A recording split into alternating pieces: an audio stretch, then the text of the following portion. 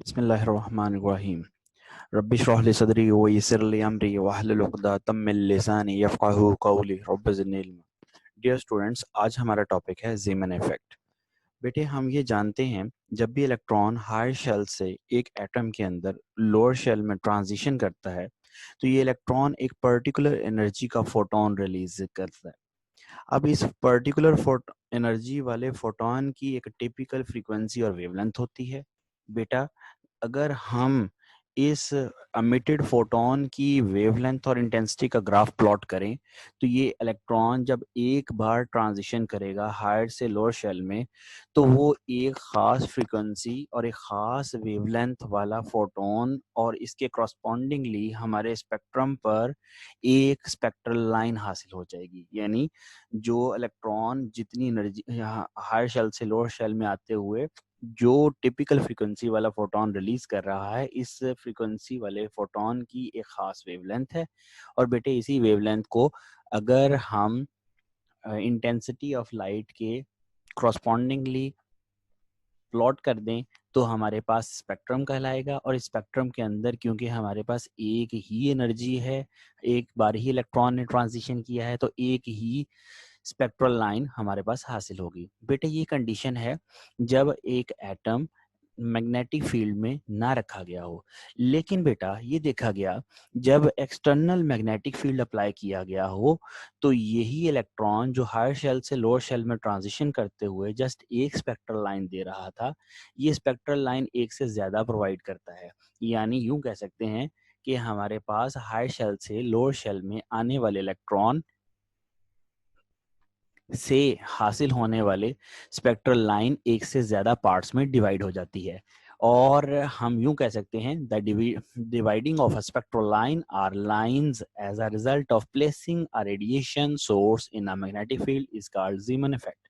यानी इलेक्ट्रॉन जब भी हायर से लोअर शेल में ट्रांजिशन करे, ये बाउंडेड एटम के अंदर बात की जा रही है, और वो एटम जिसके अंदर इलेक्ट्रॉन ये ट्रांजिशन कर रहा है वो एटम खुद एक्सटर्नल मैग्नेटिक फील्ड के अंदर रखा गया हो, तो हमारा ये इलेक्ट्रॉन जो स्पेक्ट्रल लाइन प्रोवाइड करेगा वो एक से ज्यादा होंगी और वो स्पेक्ट्रल लाइंस कहलाएंगी। तो बेटे, ये जो एक्सटर्नल मैग्नेटिक फील्ड की प्रेजेंस में हमारे स्पेक्ट्रल लाइन का ब्रेक हो जाना एक से ज्यादा पार्ट्स के अंदर, ये कहलाता है ज़ीमन इफेक्ट। तो हम ये कह सकते हैं कि एक्चुअली ज़ीमन इफेक्ट यूं हो रहा है कि अगर बेसिक रीजन देखी जाए कि एक ही एटम के अंदर जो एनर्जी स्टेट्स थी वो एक्सटर्नल मैग्नेटिक फील्ड के अप्लाई करने से शिफ्ट हो रही हैं अपनी नॉर्मल रीजन से, नॉर्मल एनर्जी वैल्यू से हायर या लोअर रीजन में शिफ्ट हो रही हैं, जिसकी वजह से हमें एक से ज्यादा स्पेक्ट्रल लाइंस प्रोवाइड हो रही हैं। प्यारे बच्चों, हमारे पास ज़ीमन इफेक्ट की जो बेसिक रीजन है वो ये है कि एनर्जी शिफ्ट जो हमारे पास प्रोड्यूस हो रहा है एनर्जी स्टेट्स के दरमियान, उसकी बेसिक रीजन है इलेक्ट्रॉन का एंगुलर और इलेक्ट्रॉन का स्पिन मैग्नेटिक क्वांटम नंबर, या यूं कह लीजिए इलेक्ट्रॉन का एंगुलर एंगुलर मोमेंटम और स्पिन एंगुलर मोमेंटम। ये दो बेसिक रीजंस हैं जिसकी वजह से हमारा एक ही एटम के अंदर बाउंडेड इलेक्ट्रॉन एक से ज्यादा स्पेक्ट्रल लाइंस एमिट करता है। हम इसे डिटेल से एक्सप्लेन करेंगे नीचे जाके। फिलहाल सिर्फ इतना ये जान लीजिए कि ज़ीमन इफेक्ट का मतलब है कि एक स्पेक्ट्रल लाइन का एक्सटर्नल मैग्नेटिक फील्ड की प्रेजेंस में एक से ज्यादा पार्ट्स में डिवाइड हो जाना।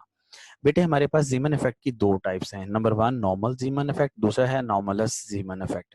प्यारे बच्चों, अगर आप सिर्फ और सिर्फ इलेक्ट्रॉन के ऑर्बिटल मोशन को ही कंसीडर करें, यानी हम इलेक्ट्रॉन के स्पिन क्वांटम नंबर या स्पिन को इंक्लूड ना करें, तो हमारे पास हमारा जो इलेक्ट्रॉन ट्रांजिशन करता है हायर टू लोअर शेल में, तो उसकी वजह से उसके spectral line three major parts में डिवाइड हो जाती है। ईच स्पेक्ट्रल लाइन तीन तीन मेजर पार्ट्स में, तीन तीन स्पेक्ट्रल लाइंस के अंदर डिवाइड हो जाती है। और इस इफेक्ट को कहते हैं नॉर्मल ज़ीमन इफेक्ट। मींस हम इसे यूं कह सकते हैं division of a spectral line into three equally spaced lines in a system or systems for which spin quantum number is zero। यानी आप स्पिन क्वांटम नंबर को एक्सक्लूड कर दें, सिर्फ इलेक्ट्रॉन के ऑर्बिटल मोशन को फोकस करें, तो हमारे पास उस वक्त ज़ीमन इफेक्ट जो होगा वो नॉर्मल ज़ीमन इफेक्ट कहलाएगा। या यूं कह लीजिए कि Zeeman effect without spin of electron is called normal Zeeman effect. बेटे, इसके कंट्रेरी हमारे पास दूसरा जो जीमन इफेक्ट वो है अनोमलस जीमन इफेक्ट। और उसमें क्या होता है कि हम इलेक्ट्रॉन के ऑर्बिटल और साथ साथ इलेक्ट्रॉन के स्पिन मोशन को भी इंक्लूड करते हैं। और इस दोनों टाइप के मोशंस की वजह से हमारी एक स्पेक्ट्रल लाइन 3 से ज्यादा पार्ट्स में डिवाइड हो जाती है। इसके लिए हमें ये कैसे डिवीजन होती है, इलेक्ट्रॉन के एटम के अंदर जो मौजूद एनर्जी स्टेट्स हैं जिनमें इलेक्ट्रॉन रह रहा है वो कैसे हायर या लोअर शेल पे लोअर एनर्जी लेवल्स पर शिफ्ट हो जाती हैं या हायर टू लोअर वैल्यूज पे शिफ्ट होती हैं, उसके लिए हमें ये जानना होगा कि इलेक्ट्रॉन जब एटम के गिर्द रिवॉल्व कर रहा होता है तो इलेक्ट्रॉन अपने ऑर्बिटल मोशन को, हम सिर्फ से फिलहाल जीमन नॉर्मल इफेक्ट की बात कर रहे हैं, हम इलेक्ट्रॉन जब एटम के गिर्द रिवॉल्व कर रहा होता है तो इलेक्ट्रॉन न्यूक्लियस के गिर्द रिवॉल्व करते हुए एक करंट लूप जनरेट करता है और उस करंट लूप की वजह से मैग्नेटिक फील्ड पैदा होता है और हम ये कह सकते हैं हमारे पास इस ऑर्बिटल मोशन करने वाले इलेक्ट्रॉन का मैग्नेटिक मोमेंट है। तो लीजिए हम सबसे पहले इस एटम से पहले भी इससे और ज्यादा बेसिक्स के अंदर जाने के लिए हम इस तरह करते हैं, एक डाइपोल ले लेते हैं, मैग्नेटिक डाइपोल, और मैग्नेटिक डाइपोल को एक्सटर्नल मैग्नेटिक फील्ड में प्लेस करके देखते हैं क्या बनता है। डियर स्टूडेंट्स, ये देखिए मेरी ये जो राइट साइड पर डायग्राम नजर आ रही है कि मेरे पास एक डाइपोल है, मैग्नेटिक डाइपोल, और उसकी डाइपोल मोमेंट म्यू से रिप्रेजेंट की गई है। ये एक वेक्टर क्वांटिटी है, इसको वेक्टर से रिप्रेजेंट किया गया है। हमने इस मैग्नेटिक डाइपोल को प्लेस कर दिया एक्सटर्नल मैग्नेटिक फील्ड जिसकी स्ट्रेंथ हमने बी ली है। तो बेटे हम ये जानते हैं एक्सटर्नल मैग्नेटिक फील्ड के पास भी डाइपोल मोमेंट है और ये जो हमारा मैग्नेटिक डाइपोल था इसके पास भी डाइपोल मोमेंट थी। दोनों डाइपोल मोमेंट्स आपस में इंटरेक्ट करेंगी और इस इंटरेक्शन की वजह से हमारा ये डाइपोल मोमेंट जिसकी वैल्यू म्यू लिखी गई है ये रोटेट कर जाएगा अपने पॉइंट ऑफ रोटेशन के गिर्द। और जब ये रोटेट करेगा तो बेटे इस पे जो टॉर्क अप्लाई होगा वो होगा म्यू क्रॉस बी। और इसी टॉर्क का अगर हम लोग मैग्नीट्यूड ले लें तो बेटे उसकी वैल्यू बनती है म्यू बी साइन थीटा। अब ये थीटा जो है वो म्यू और बी के दरमियान यानी डाइपोल एक्सटर्नल मैग्नेटिक फील्ड और डाइपोल मोमेंट के दरमियान एंगल है। अच्छा बेटे आप खुद देखिए कि ये हमारे पास डाइपोल जिसकी डाइपोल मोमेंट को म्यू रिप्रेजेंट किया गया है, अगर मैं इसको from left to right vector की तरफ रिप्रेजेंट करूं जिस डायरेक्शन में मैग्नेटिक फील्ड है, तो बेटा ये डाइपोल जब ऑलरेडी मैग्नेटिक फील्ड की डायरेक्शन में होगा तो ये तो रोटेट नहीं करेगा बिकॉज ये पहले ही मैग्नेटिक फील्ड की डायरेक्शन में है, अलाइन हो चुका है। बट अगर मैं इस तरह करूं कि इस डाइपोल को मैग्नेटिक डाइपोल को परपेंडिकुलरली यानी टॉप टू बॉटम या बॉटम टू टॉप जो है ये परपेंडिकुलर डायरेक्शन जिसमें मेरा ये पॉइंटर मूव कर रहा है, इस डायरेक्शन के अंदर मैं अगर प्लेस कर दूं तो मेरे पास एक्सटर्नल मैग्नेटिक फील्ड लाइंस इस पर फोर्स अप्लाई करेंगी और उस फोर्स की वजह से ये रोटेट कर जाएगा अप्रोक्सीमेटली 90 डिग्री और रोटेट करके ये मैग्नेटिक फील्ड की डायरेक्शन में आएगा। यानी टॉर्क तब प्रोड्यूस होगा जब ये मेरा एक्सटर्नल डाइपोल जिसकी डाइपोल मोमेंट को म्यू से रिप्रेजेंट किया जा रहा है ये मैग्नेटिक फील्ड के परपेंडिकुलरली प्लेस किया गया हो। आइए अब देखते हैं जब हमारे डाइपोल मैग्नेटिक डाइपोल को रोटेट करवाया गया तो इसका इट मींस हमने इस पर वर्क किया तो इट मींस हमने इसको एनर्जी दी है। यानी magnetic field external magnetic field ने इस डाइपोल को एनर्जी प्रोवाइड की है। आइए उस एनर्जी को कैलकुलेट करते हैं इन टर्म्स ऑफ म्यू यानी in terms of dipole moment. तो बेटे हमने सबसे पहले रेफरेंस कंसीडर करना होता है, यानी हमारे पास change in potential energy find करने के लिए रेफरेंस रिक्वायर होता है।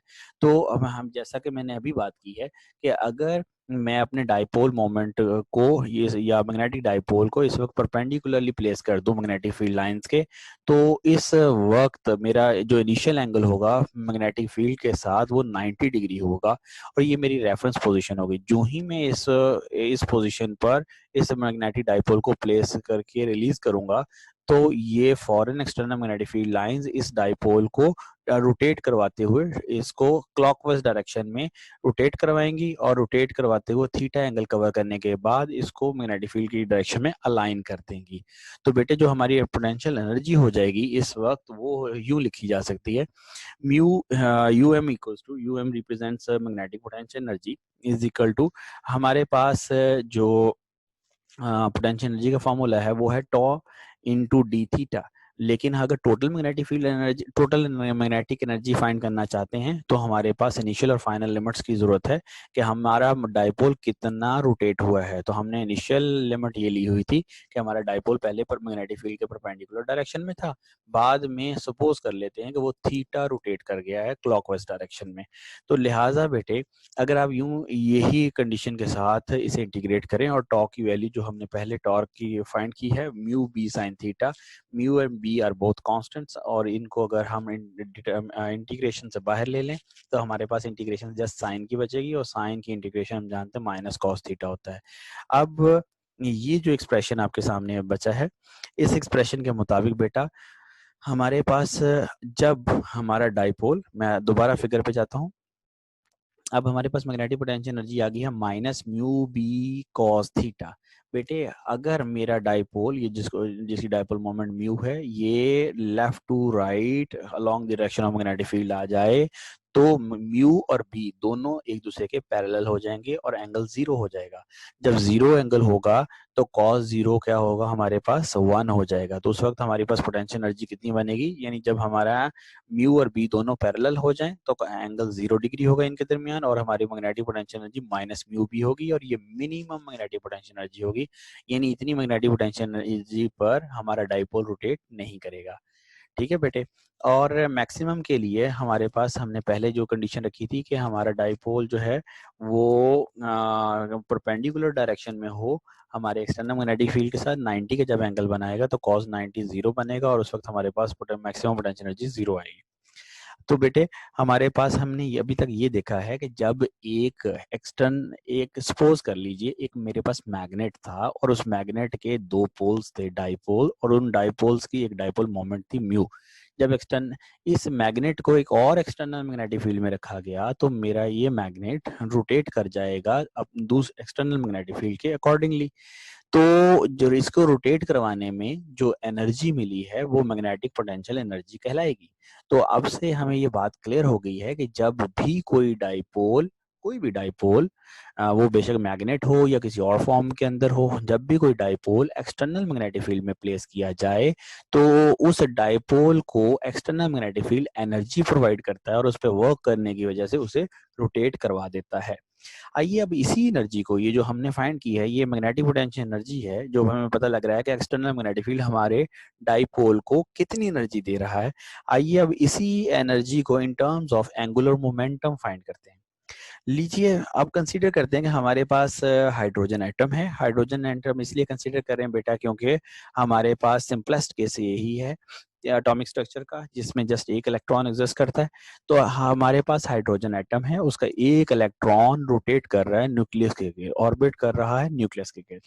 अब बेटे जब वो ऑर्बिट कर रहा है तो हमारे पास उस ऑर्बिट करने की वजह से हमारे इस इलेक्ट्रॉन को यूं समझा जा सकता है वो एक सिंगल करंट लूप जनरेट कर रहा है, क्योंकि इलेक्ट्रॉन एक चार्ज है और जब भी चार्ज मूव करेगा तो वहां करंट प्रोड्यूस हो जाएगा। तो हमारे पास हमारा इलेक्ट्रॉन जो ही न्यूक्लियस के गिर्द ऑर्बिट करेगा तो हम समझ सकते हैं कि हमारा चार्ज न्यूक्लियस के गिर्द ऑर्बिट कर रहा है, और जब न्यूक्लियस के गिर्द कोई भी चार्ज ऑर्बिट करेगा तो वो करंट जनरेट कर देगा।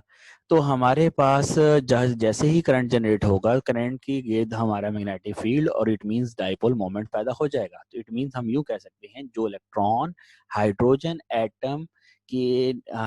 एटम में ऑर्बिट कर रहा है न्यूक्लियस के गिर्द, उस इलेक्ट्रॉन का एक अपना डाइपोल मोमेंट है। और बेटे उसका डाइपोल मोमेंट का फॉर्मूला होता है mu equals to I into A. I यहाँ पर रिप्रेजेंट कर रहा है करंट को और ए रिप्रेजेंट कर रहा है एरिया ऑफ द लूप को, यानी जिस लूप जो सा लूप इलेक्ट्रॉन हमारा जनरेट कर रहा है। तो बेटे हम करंट फाइंड करने के लिए करंट की बेसिक इक्वेशन की तरफ जाते हैं, जो उसका फॉर्मूला है charge of electron divided by time period. Suppose करते हैं कि हमारा इलेक्ट्रॉन एक कंप्लीट रोटेशन में कितना करंट पैदा करेगा। तो इलेक्ट्रॉन का चार्ज ई है और टाइम पीरियड के लिए टी, 1 ओवर टाइम पीरियड होता है बेटे फ्रीक्वेंसी के इक्वल, तो हमारा इलेक्ट्रॉन इतना करंट जनरेट करेगा ई एफ। अच्छा बेटे, अगर हमारे सपोज कर लें 1 मिनट के लिए अपनी सिंपल कैलकुलेशंस करने रखने के लिए कि इलेक्ट्रॉन सर्कुलर पाथ में ऑर्बिट कर रहा है न्यूक्लियस के गिर्द, तो हमारे जोन सा लूप इलेक्ट्रॉन क्रिएट करेगा न्यूक्लियस के गिर्द, उस लूप का एरिया होगा पाई आर स्क्वायर, बिकॉज सर्कल का एरिया होता है पाई आर स्क्वायर। तो बेटे हमारे पास डाइपोल मोमेंट की जो इक्वेशन थी वो म्यू इक्वल्स टू आई ए, आई की वैल्यू ई एफ और ए की वैल्यू पाई आर स्क्वायर। अब डाइपोल मोमेंट क्योंकि एक वेक्टर क्वांटिटी है, लिहाजा हम लोगों ने यहाँ माइनस का साइन प्लेस कर दिया। माइनस का साइन इसलिए आया क्योंकि इलेक्ट्रॉन का चार्ज क्या होता है, नेगेटिव। अच्छा बेटे, जैसा कि ये डायग्राम में देखा जा रहा है जिसके मतलब मैं बात कर रहा था, सपोज मेरे लेफ्ट से राइट की तरफ एक इलेक्ट्रॉन आ रहा है वो, या कोई भी चार्ज आ रहा है वो कि वो एक लूप की फॉर्म में चार्ज मूव कर रहा है, जिसकी वजह से देख सकते हैं अब मैग्नेटिक फील्ड पैदा हो रहा है। अब अगर ये लूप हमारा सर्कुलर है तो इसका एरिया पाई आर स्क्वायर होगा। अच्छा बेटे, नेक्स्ट देखते हैं कि हमारे पास जब इलेक्ट्रॉन और न्यूक्लियस के गिर्द ऑर्बिट कर रहा है तो उसके पास दो तरह की वेलोसिटीज हैं, एक उसके पास लीनियर वेलोसिटी और एक उसकी एंगुलर वेलोसिटी है। तो उनका आपस में रिलेशन क्या होता है, v equals to R omega. Omega is angular velocity और एंगुलर फ्रीक्वेंसी। बेटे उसका अगेन फार्मूला है 2 पाई एफ, और ये वेलोसिटी बन गई 2 पाई एफ आर।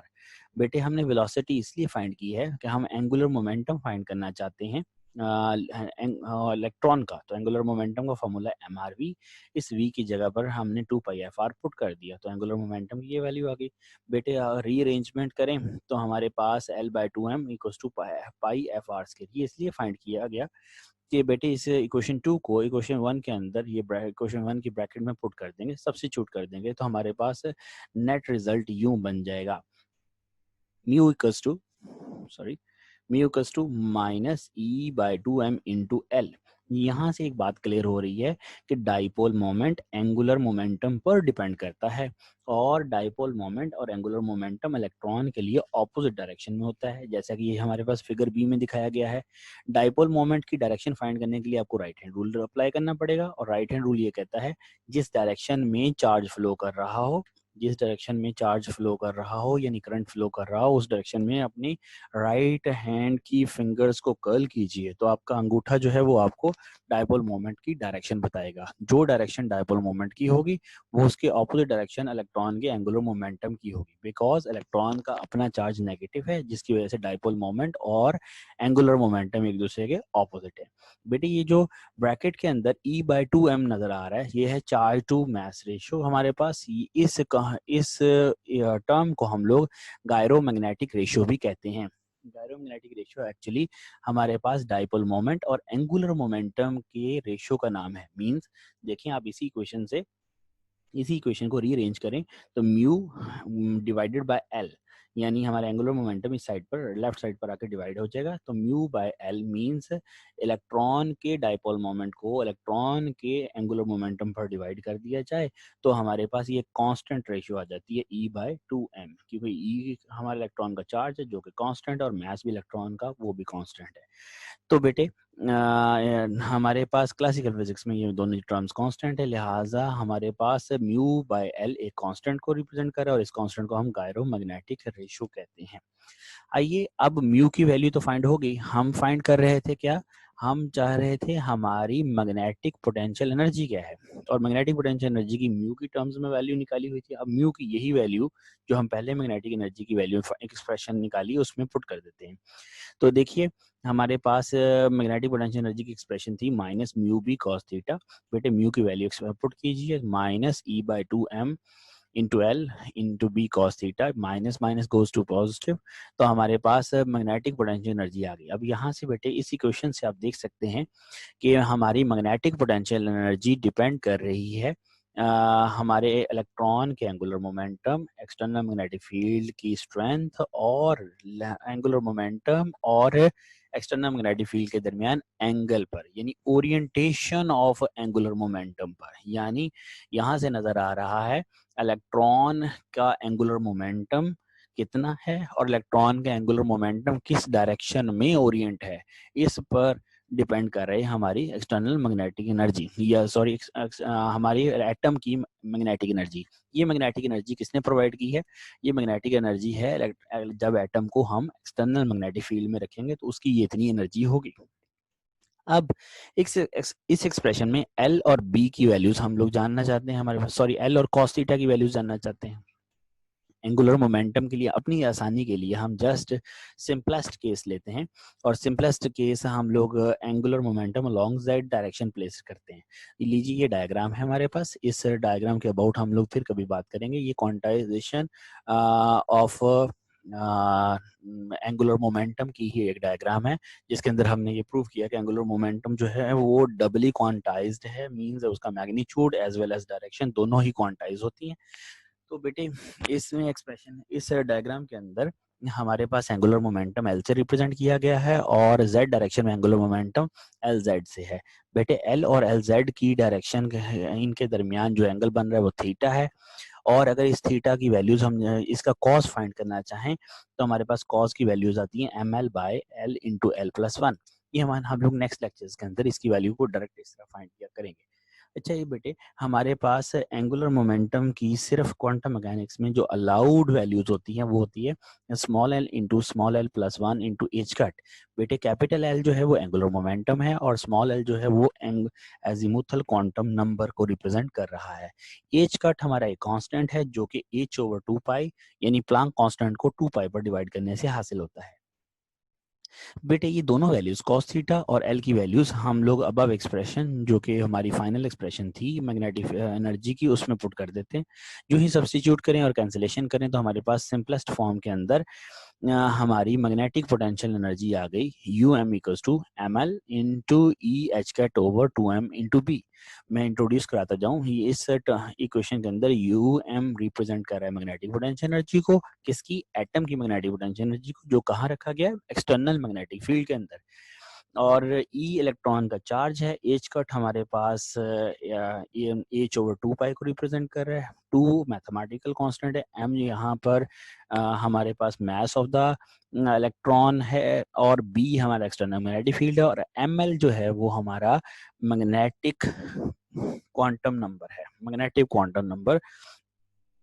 अब बेटे हम ये देख सकते हैं E H cut over two M ये सारा कांस्टेंट है, इस कांस्टेंट को हम बोहर मैग्नेटॉन कहते हैं और इसकी एक टिपिकल वैल्यू 9.27 10⁻⁻24 जाउल पर टेस्ला, और इलेक्ट्रॉन वोल्ट की फॉर्म में ये 5.788 into 10⁻⁵ electron volt by per tesla है।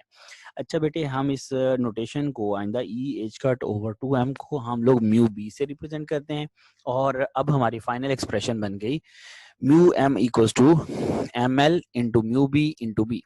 अब बेटे आप इस इक्वेशन में दे सकते हैं कि हमारी जो एटम की पोटेंशियल एनर्जी है वो डिपेंड कर रही है number one as magnetic quantum number पर, नंबर टू बोहर मैग्नेटॉन जो कि कांस्टेंट है, और एक्सटर्नल मैग्नेटिक फील्ड। यानी हमारी अब दो चीजों पर वैल्यू डिपेंड कर रही है कि नंबर वन कि हमारा जो एक्सटर्नल मैग्नेटिक फील्ड में रखा हुआ एटम है उसकी एनर्जी उस एटम के अंदर मूव करने वाले इलेक्ट्रॉन के मैग्नेटिक क्वांटम नंबर यानी डायरेक्शन ऑफ एंगुलर मोमेंटम पर डिपेंड कर रही है, और value of external magnetic field पर।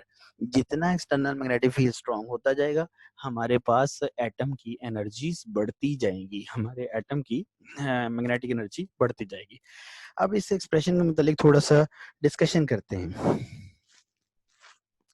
देखिए बेटे हमारे पास मैग्नेटिक क्वांटम नंबर की बात कर रहे हैं तो एक इलेक्ट्रॉन का मैग्नेटिक क्वांटम नंबर डिपेंड करता होता है एजीमुथल क्वांटम नंबर पर। हमारे पास अगर एक एटम का प्रिंसिपल क्वांटम नंबर यानी वो जिस शेल में प्रेजेंट कर रहा है उसको n से रिप्रेजेंट किया जाए तो बेटे उस इलेक्ट्रॉन के एजीमुथल क्वांटम नंबर को हम स्मॉल एल से, और उस एजीमुथल क्वांटम नंबर की बेस पर मोमेंट मैग्नेटिक क्वांटम नंबर को एम एल से रिप्रेजेंट करेंगे। एम एल की वैल्यूज हमारे पास एग्जिस्ट करती होती है माइनस एल से प्लस एल तक। माइनस एल क्या है, negative of azimuthal quantum number, plus L क्या है, positive value of the quantum number. यानी सपोज कीजिए हमारे पास अगर हमारी एजीमुथल क्वांटम नंबर की वैल्यू 1 हो तो एजीमुथल क्वांटम नंबर की इस वैल्यू के अगेंस्ट हमारे पास या इसके क्रॉसपॉन्डिंगली हमारे पास मैग्नेटिक क्वांटम नंबर की वैल्यू आएगी +1 0 -1, यानी एक रेंज आ जाएगी। अगर हमारे पास एजीमुथल क्वांटम नंबर की वैल्यू 2 हो तो हमारे पास मैग्नेटिक क्वांटम नंबर की वैल्यू +2 से -2 तक होगी, यानी +2 +1 0 -1 -2, ये 5 वैल्यूज होंगी। तो आप देख सकते हैं कि हमारे पास इलेक्ट्रॉन की ओरिएंटेशन चेंज होने की वजह से, इलेक्ट्रॉन की यानी ये जो मैग्नेटिक क्वांटम नंबर, ये हमारी ओरिएंटेशन, इलेक्ट्रॉन की ओरिएंटेशन होने की, चेंज हो जाने की वजह से हमारे एटम या उस इलेक्ट्रॉन की एनर्जी भी डिफर कर जाती है एक्सटर्नल मैग्नेटिक फील्ड के अंदर। तो हम ये कह सकते हैं कि हमारा एक ही इलेक्ट्रॉन जो कि मुख्तलिफ स्टेट्स के अंदर पाया जा रहा है, वही इलेक्ट्रॉन, सपोज मैं कह रहा हूँ कि मेरे पास इलेक्ट्रॉन है पी सब शेल के अंदर। अब पी के 3 मजीद एनर्जी स्टेट्स हैं, एक पी एक्स, एक पी वाई, एक पी जेड। तीनों में डिफरेंस क्या है? जस्ट इलेक्ट्रॉन की ओरिएंटेशन का, यानी तीनों के अंदर जस्ट इलेक्ट्रॉन की एमएल वैल्यू चेंज हो रही है। तीनों के लिए एमएल वैल्यू चेंज होने से इन तीनों इलेक्ट्रॉन्स को जब एक्सटर्नल मैग्नेटिक फील्ड में रखा जाएगा, यानी इस एटम को जब एक्सटर्नल मैग्नेटिक फील्ड में प्लेस किया जाएगा, तो इन एटम्स की एनर्जी जितनी एक्चुअल होनी है उससे वो शिफ्ट हो जाएगी। और इस शिफ्टिंग की वजह से हमारे पास जो स्प्लिट लाइंस हैं, यानी इन इलेक्ट्रॉन, वैसे हम देखें तो अगर मैग्नेटिक फील्ड अप्लाई ना करें तो एक्सटर्नल मैग्नेटिक फील्ड की एब्सेंस में हमारा P X, P Y, P Z का इलेक्ट्रॉन जब भी लोअर शेल में, किसी लोअर शेल में सपोज 1s में ट्रांजिशन कर रहा है, इस ट्रांजिशन से हमारे पास सेम एनर्जी लाइंस एमिट होनी थी, यानी सेम स्पेक्ट्रल लाइंस हासिल होनी थी। लेकिन जब हमने एक्सटर्नल मैग्नेटिक फील्ड अप्लाई किया तो P X, P Y, P Z के इलेक्ट्रॉन की अपनी मैग्नेटिक एनर्जी डिफरेंट हो गई है। लिहाजा अब जब ये इलेक्ट्रॉन ट्रांजिशन करेगा लोअर शेल में, तो इससे ये अब जो स्पेक्ट्रल लाइंस हासिल होंगी, तीनों डिफरेंट होंगी एक दूसरे के लिहाज से। तीनों की वेवलेंथ भी डिफरेंट, तीनों की फ्रीक्वेंसी भी डिफरेंट हुआ करेगी। तो बेटा आपने देखा एक्सटर्नल मैग्नेटिक फील्ड अप्लाई करने से हमारे हमारे इलेक्ट्रॉन्स जो डिफरेंट डायरेक्शन में, डिफरेंट ओरिएंटेशंस पर मौजूद होते हैं, उन इलेक्ट्रॉन्स की एनर्जी डिफरेंट हो जाने की वजह से उन एनर्जी स्टेट्स में जो शिफ्ट आ जाता है, वो एनर्जी का, वो उनके डिफरेंट होने की वजह से हमारा एक स्पेक्ट्रल लाइन एक से ज्यादा स्पेक्ट्रल लाइंस में डिवाइड हो जाती है। इस इफेक्ट को हम लोग कहते हैं नॉर्मल ज़ीमैन इफेक्ट, बिकॉज हमने स्पिन ऑफ इलेक्ट्रॉन को अभी तक कहीं इंक्लूड नहीं किया।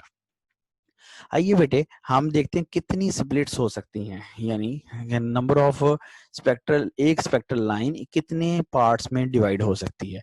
प्यारे बच्चों ये देखो कि हमारे पास हम ये जानते हैं कि मैग्नेटिक क्वांटम नंबर की वैल्यू हमारे पास 2l+1 होती है, यानी जितनी l की वैल्यूज होंगी एजिमुथल क्वांटम नंबर की, उसको 2 से मल्टीप्लाई करके 1 ऐड कर लेते हैं। यानी जिस तरह देखें मैंने अभी बताया था कि अगर मेरे पास l की वैल्यू जस्ट 1 हो, l की वैल्यू 1 होने का मतलब यहाँ पुट करें तो हमारे पास 2 1 2 + 1 3, यानी टोटल मैग्नेटिक क्वांटम नंबर की वैल्यू 3 होंगी। और वो बात भी क्लियर है, एक वैल्यू l की मैग्नेटिक क्वांटम नंबर की +1, एक 0 और एक -1 होगी।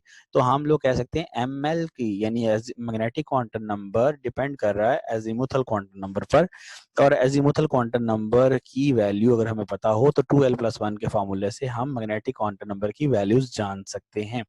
लेकिन ये याद रखिएगा हमने सिलेक्शन रूल्स पढ़े थे, उन सिलेक्शन रूल्स के मुताबिक हमने ये देखा था एक इलेक्ट्रॉन जब हायर से लोअर शेल के अंदर ट्रांजिशन करेगा, उस ट्रांजिशन की वजह से हमारे पास हमारा जो सिलेक्शन रूल है डेल्टा एम एल, वो मस्ट है कि दो ट्रांजिशंस के दरमियान उसकी वैल्यू का डिफरेंस या 0 हो या +-1 हो। यानी इसका मतलब हमारे पास जो अलाउड ट्रांजिशंस हैं वो सिर्फ 3 हो सकती है। हर ट्रांजिशन के अगेंस्ट अलाउड ट्रांजिशंस या 3 स्पेक्ट्रल लाइंस हो सकती हैं। वो कैसे? एक वो हो गया, एक वो ट्रांजिशन होगी जिसमें हमारे ट्रांजिशन के पहले और बाद में उनके मैग्नेटिक क्वांटम नंबर के डिफरेंस का आंसर 0 आ रहा हो, एक वो होगी जिसका डिफरेंस +1 और एक में -1 आ रहा हो। तो इस तरह यहाँ से सिलेक्शन रूल से हमें पता लगा कि हमारी जो स्पेक्ट्रल लाइन है वो एक जो स्पेक्ट्रल लाइन थी in the absence of magnetic field, जब मैग्नेटिक फील्ड अप्लाई किया जाए तो वो एक स्पेक्ट्रल लाइन तीन तीन मजीद स्पेक्ट्रल लाइंस के अंदर डिवाइड हो जाएगी, और तीनों के दरमियान डिफरेंस ऑफ फ्रीक्वेंसी और वेवलेंथ क्या होगा? सेम होगा, यानी एक जितने डिस्टेंस पर मौजूद होंगी तीनों लाइंस स्पेक्ट्रम के अंदर। आइए देखते हैं ये ऐसा कैसे हो गया है। आइए एक ट्रांजिशन को ऑब्जर्व करते हैं, फिर हमें ये बातें क्लियर हो जाएंगी।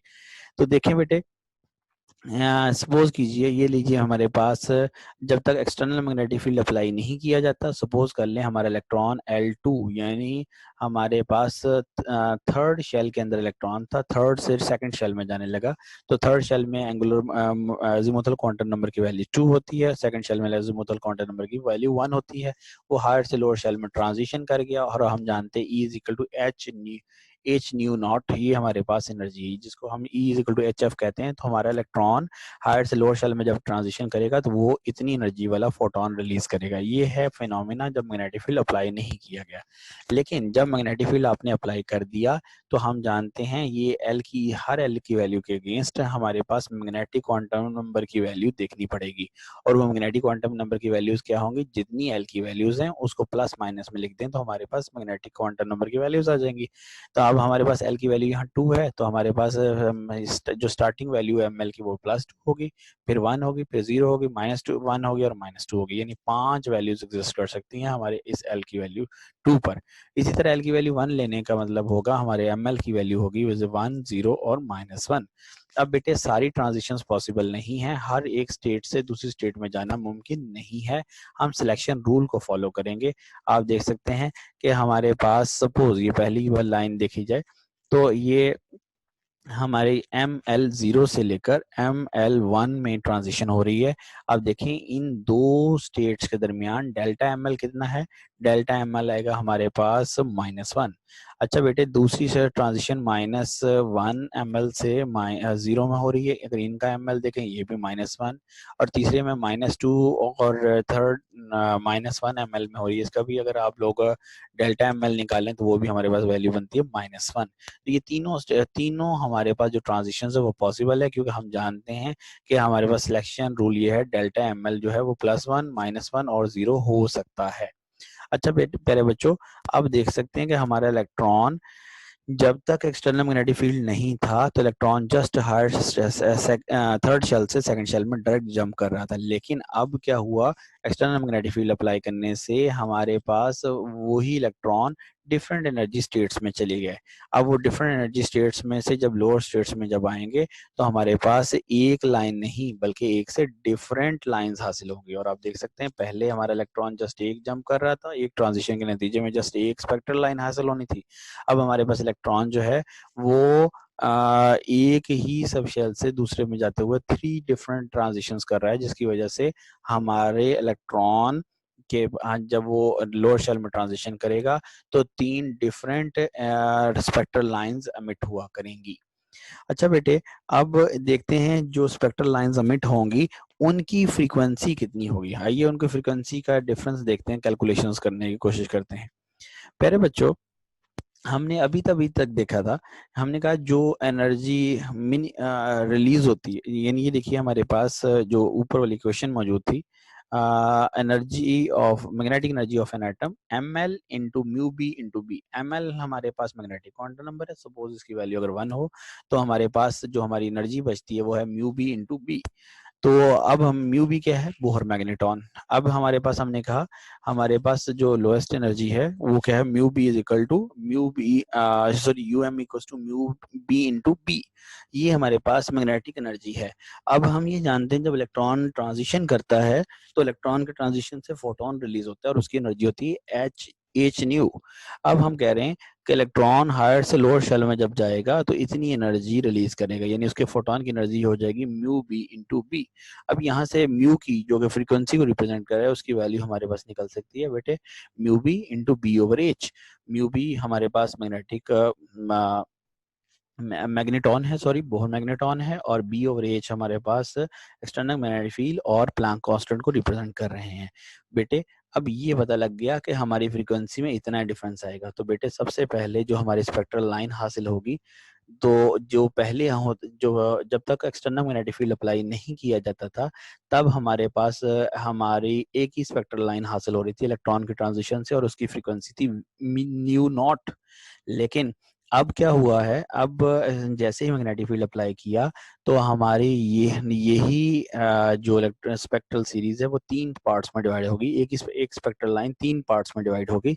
उसकी पहले की जो स्पेक्ट्रल लाइन होगी वो होगी लेस देन न्यू नॉट कितना लेस होगा, हमने अभी कैलकुलेट किया है, minus mu B B over H, mu B की वैल्यू पुट कर दें जो हम पहले जान चुके हैं इस टॉपिक में, तो हमारे पास ये आ जाती है E H over 2m into 2 पाई, 2 पाई 2 से मल्टीप्लाई कर 4 पाई, तो हम कह सकते हैं कि हमारे पास E over 4 pi M into B, E हमारा बेटे charge of electron, M mass of electron जो कि कांस्टेंट, 4 पाई कांस्टेंट और बी एक्सटर्नल मैग्नेटिक फील्ड। आप देख सकते हैं जितना स्ट्रॉन्ग मैग्नेटिक फील्ड लगाएंगे, उस स्ट्रॉन्ग मैग्नेटिक फील्ड लगाने की वजह से जो हमारी स्पेक्ट्रल लाइंस हैं उनकी फ्रीक्वेंसी के अंदर डिफरेंस बढ़ता चला जाएगा।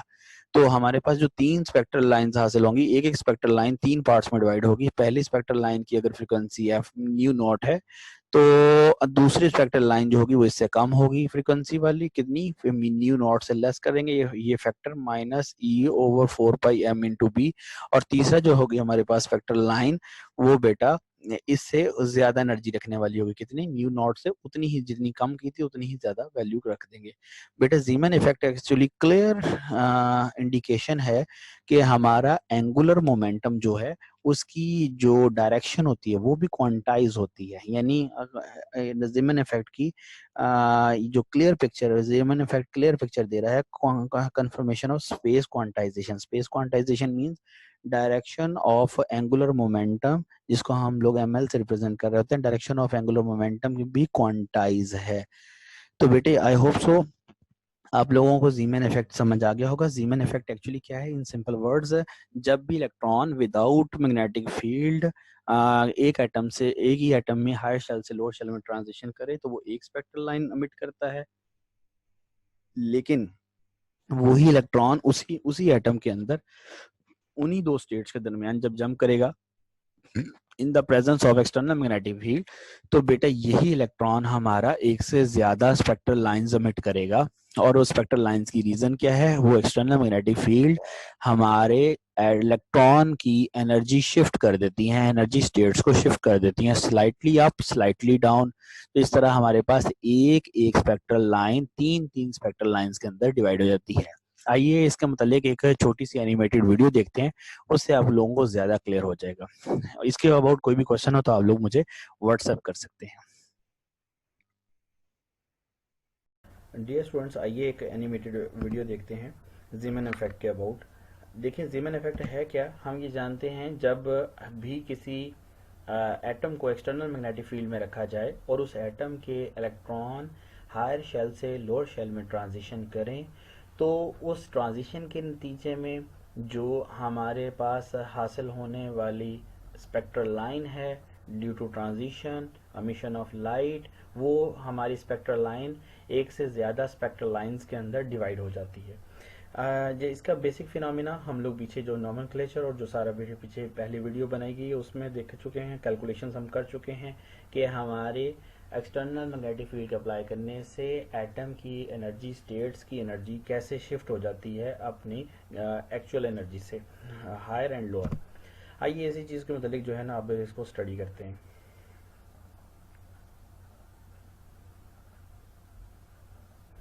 सपोज कीजिए हमारे पास इलेक्ट्रॉन है हमारा प्रेजेंट 2p ऑर्बिट के अंदर, और इलेक्ट्रॉन ये ट्रांजिशन करेगा हमारा 1s के अंदर।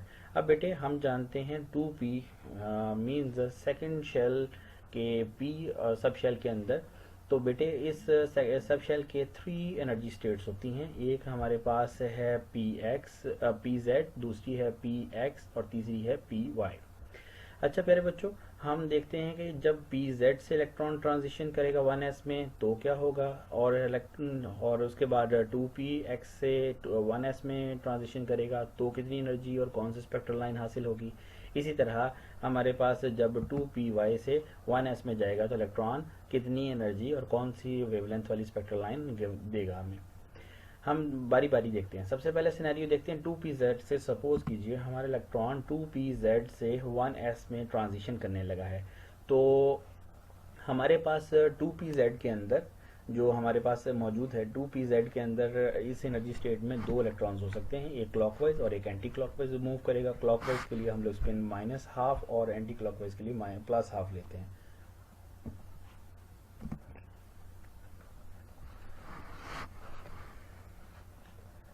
ये देख सकते हैं आप लोग इस फिगर के अंदर, यहाँ पर देखिए कि हमारे पास 2pz नज़र आ रहा होगा आप लोगों को परपेंडिकुलर डायरेक्शन के अंदर।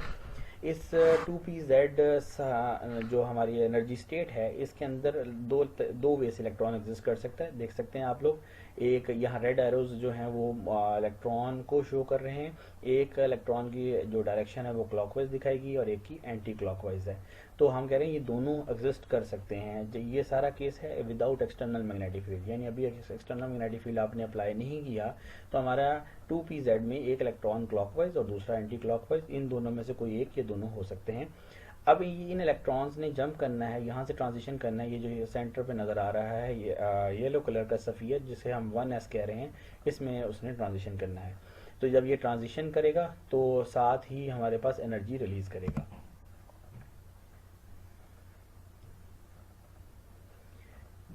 ये देखते जाइए, ये इलेक्ट्रॉन मूव करने शुरू हुए और ये मूव करते हुए यहाँ पर आ गए। ये देखिए हमारे पास सेंटर पर येलो जो सफ़ियर उसमें मूव कर गए।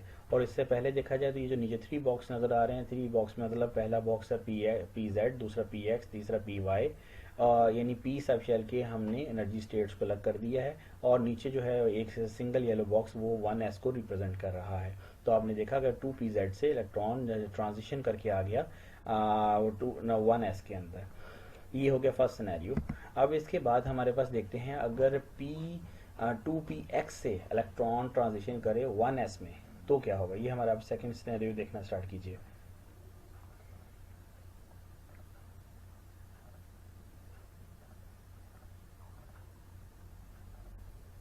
जी ये देख सकते हैं आप लोग डियर स्टूडेंट्स, हमारे पास फिर यहाँ 2 इलेक्ट्रॉन शो किए गए हैं 2px में। ये जो हमारे पास एक्स एक्सिस के अलॉन्ग सबशेल शो किया गया, एनर्जी लेवल शो किया गया है। तो बेटे इसमें से भी एक हमारे पास जो है वो क्लॉकवाइज है, दूसरा एंटी क्लॉकवाइज शो किया गया है कि 2px के अंदर भी इस एनर्जी स्टेट में भी 2 इलेक्ट्रॉन्स हो सकते हैं और विद ऑपोजिट स्पिन। और ये नीचे येलो बॉक्सेस दिखा रहे हैं कि हमारे पास इलेक्ट्रॉन क्लॉकवाइज या एंटी क्लॉकवाइज डायरेक्शन के अंदर प्रेजेंट हो सकता है हमारे 2px के अंदर। अब ये यहाँ से ट्रांजिशन करेगा 1s के अंदर, यानी ये वही येलो सफ़ियर के अंदर, ये नीचे वाले बॉक्सेस के अंदर देख सकते हैं। ये इलेक्ट्रॉन देखें मूव करना शुरू हुआ और इलेक्ट्रॉन देखें हायर टू लोअर शेल में ट्रांजिशन कर गया। तो 2px से 1s में ट्रांजिशन कर गया इलेक्ट्रॉन। अब ये हमारे पास अब तीसरा और लास्ट केस आ गया जिसके अंदर हम देखेंगे 2py का इलेक्ट्रॉन 1s के अंदर ट्रांजिशन कर सकता है, जैसे 2pz और 2px वाले ने ट्रांजिशन की थी।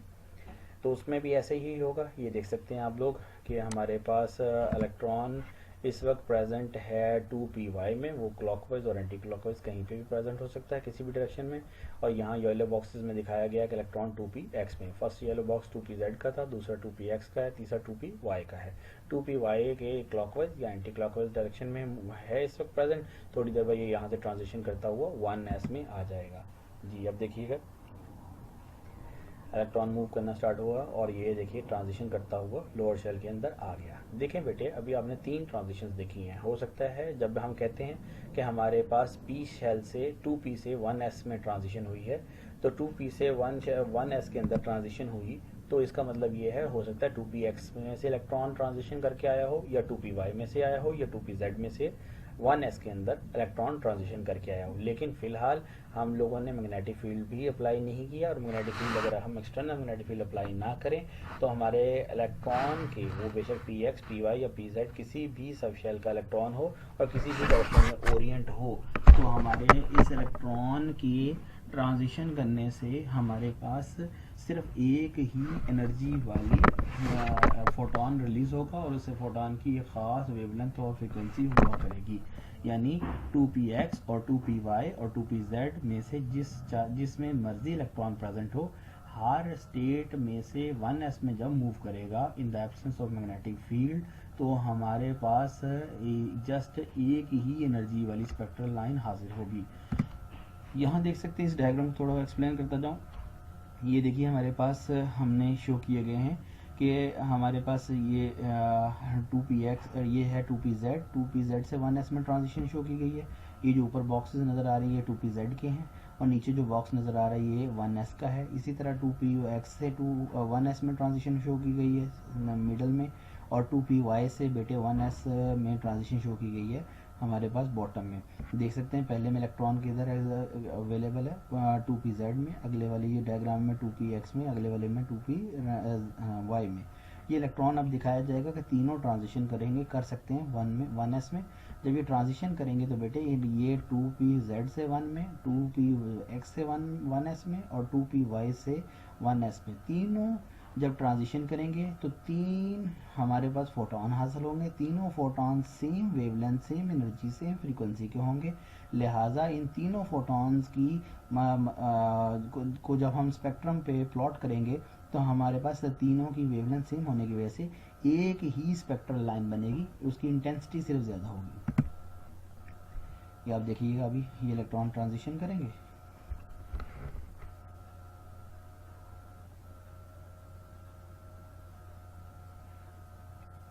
ये देखें अब ट्रांजिशन किया और हमारे पास ये प्रिज्म में से गुजरने के बाद हमारे पास जो स्पेक्ट्रम हासिल हुआ है, इस स्पेक्ट्रम में सिर्फ एक लाइन नज़र आ रही है। हालांकि 3 फोटॉन्स हमारे पास रिलीज हुए हैं, लेकिन तीनों फोटॉन्स की वेवलेंथ, फ्रीक्वेंसी, एनर्जी सेम होने की वजह से हमारे पास स्पेक्ट्रम पर जस्ट एक लाइन हासिल हुई है। ये सारा केस है जब एक्सटर्नल मैग्नेटिक फील्ड आपने अप्लाई नहीं किया। लेकिन जब एक्सटर्नल मैग्नेटिक फील्ड अप्लाई कर देंगे तो हमारे एटम के यही 2px, 2py, 2pz इन तीनों स्टेट्स, सब स्टेट्स के अंदर या हमारे इलेक्ट्रॉन डिफरेंट डायरेक्शन में ओरिएंट हुए हैं, तो लिहाजा डायरेक्शन के चेंज हो जाने की वजह से एक्सटर्नल मैग्नेटिक फील्ड इनके साथ इंटरेक्ट मुख्तलिफ वे से करेगा और इन तीनों 2px, 2py और 2pz के इलेक्ट्रॉन्स की एनर्जी डिफरेंट हो जाएगी और उनकी एनर्जी स्टेट्स को यहाँ दिखाया गया है। ये देख सकते हैं कि पहले हमारे पास ये होगा कि हमारे पास 2 इलेक्ट्रॉन्स मौजूद थे, एक क्लॉकवाइज था, एक एंटी क्लॉकवाइज था। हर एक में सपोज 2pz की बात कर रहे हैं। जब एक्सटर्नल मैग्नेटिक फील्ड अप्लाई किया तो इसमें 2 स्टेट्स हो गई, शिफ्ट हो गई हैं हमारे पास। हमारी जहाँ पहले देख सकते हैं यहाँ 3 बॉक्सेस मौजूद थे एक ही लाइन में, अब एक बॉक्स नीचे थोड़ा सा दिखाया गया। मीन्स एक इलेक्ट्रॉन जो है वो स्लाइटली जो एक्चुअल पोजीशन थी एनर्जी स्टेट की उससे स्लाइटली थोड़ा सा डाउन हो गया है एनर्जी में, और दूसरे इलेक्ट्रॉन की जो एनर्जी स्टेट है वो थोड़ा सा सब स्टेट जो है वो थोड़े से पहले से अप हो गई है। अब ये देखिए ये इलेक्ट्रॉन ट्रांजिशन करे या ये दूसरा ट्रांजिशन करे, दोनों डिफरेंट एनर्जीज प्रोवाइड करेंगे, दोनों डिफरेंट एनर्जी वाले फोटोन रिलीज करेंगे और इन फोटॉन्स की डिफरेंट फ्रीक्वेंसी और वेवलेंथ भी हुआ करेगी।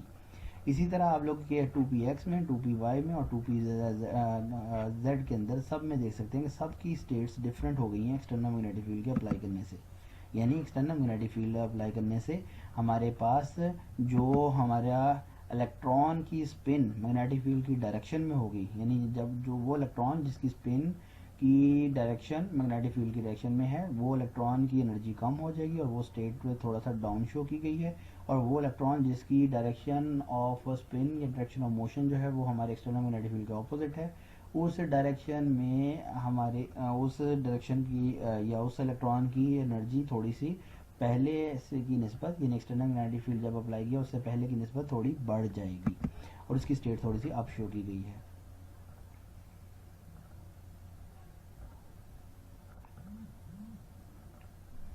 ये देखिएगा हमारे पास ये अभी जस्ट पहले की बात हो रही है, फिर ये दूसरे की बात की जा रही है कि पहले की एनर्जी कम क्यों हुई है, क्योंकि उसकी स्पिन मैग्नेटिक फील्ड के डायरेक्शन में है। दूसरे की एनर्जी ज़्यादा क्यों हुई है, क्योंकि उसकी स्पिन ऑपोजिट है एक्सटर्नल मैग्नेटिक फील्ड के। जब ये इलेक्ट्रॉन ट्रांजिशन करेंगे तो अब ये ट्रांजिशन, ये पहला और ये दूसरा, ये दोनों ही डिफरेंट फोटॉन रिलीज करेंगे। उसने कहा यही सिनेरियो ना सिर्फ px के pz के साथ, px और py के साथ भी यही फिनोमेना होगा।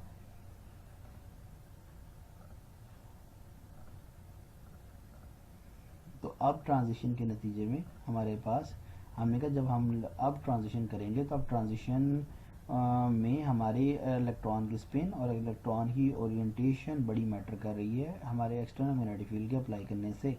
तो अब डिफरेंट स्पिन वाले और डिफरेंट ओरिएंटेशन वाले इलेक्ट्रॉन्स की एनर्जी डिफरेंट है, वो हायर शेल से लोअर शेल में जब आएंगे तो उनका फोटॉन डिफरेंट होगा। आइए देखें यहाँ ट्रांजिशन हुई, तो अब ये देखें ट्रांजिशन होने के नतीजे में, क्योंकि अब हर फोटोन इलेक्ट्रॉन डिफरेंट वे से ट्रांजिशन कर रहा है, डिफरेंट एनर्जी के साथ कर रहा है, तो डिफरेंट एनर्जी के मतलब डिफरेंट फोटॉन रिलीज करेगा और जितनी हमारी स्टेट्स हैं हर एक में से फोटॉन की तादाद ज़्यादा हो जाएगी। और आप देख सकते हैं स्पेक्ट्रल लाइंस भी हमारे पास अब ज़्यादा हासिल हो रही हैं। पहले स्पेक्ट्रल लाइन जस्ट एक थी, क्योंकि पहले ट्रांजिशन जिस मर्जी स्टेट से लोअर स्टेट में आ रही थी उसकी नतीजे में फोटॉन की एनर्जी, फ्रीक्वेंसी और वेवलेंथ सेम थी, बट यहाँ पर डिफरेंट हो गई है। आई होप आप लोगों को ज़ीमन इफेक्ट समझ आ गया होगा। इसके अबाउट कोई भी क्वेश्चन हो तो आप बेटे मुझे व्हाट्सअप कर सकते हैं मेरे व्हाट्सअप नंबर पर 032153933432। और ये एक लास्ट में मैसेज कि आप सब लोग, आप और आपके बाकी फ्रेंड्स जो बीएस में पढ़ते हैं किसी भी कॉलेज में, यूनिवर्सिटी में, आप उन लोगों को ये चैनल मेरा रिकमेंड कर सकते हैं यूनिवर्सल फिजिक्स के नाम से। इसमें इंशाल्लाह डेली वीडियोस अपलोड हुआ करेंगी और आप बेल आइकन्स जो है वो इसे प्रेस कर दीजिए और सब्सक्राइब कर दीजिए। थैंक यू सो मच बेटा, अपना बहुत सारा ख्याल रखिएगा। फिर इंशाल्लाह मुलाकात होती है। अल्लाह हाफिज़।